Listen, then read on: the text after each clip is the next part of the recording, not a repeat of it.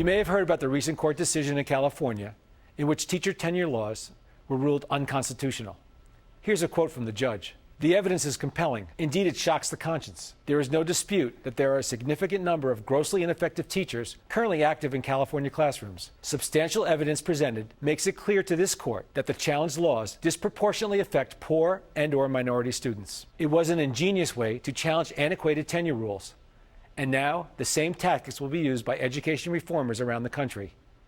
Here in New York State, the effort is being led by Campbell Brown, who has formed a group called Partnership for Educational Justice. And it touched a nerve with Bill de Blasio, because in reality, his new long-term deal with the teachers union did nothing to help the problem." I have very little that I agree with Campbell Brown on, so you will not be surprised that I don't smile on her approach. But that's something she's challenging on the state level.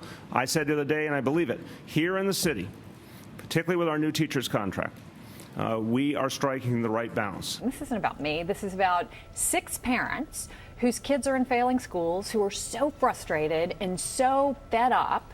They don't believe that politicians are doing anything to address it, and so they're going to the courts and they're filing a lawsuit. This is not just removing ineffective teachers, but trying to keep great teachers in the classroom. The way it works now, teachers are rewarded with tenure after only 3 years on the job. It's like hitting the lottery, because it essentially guarantees a job and generous benefits for life, regardless of performance. The system desperately needs reform.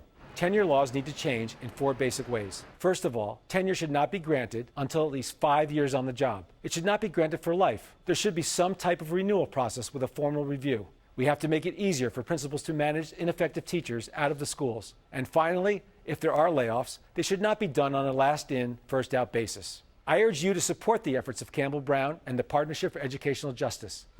We all need to do everything we can to help break the status quo cycle and realize true reform.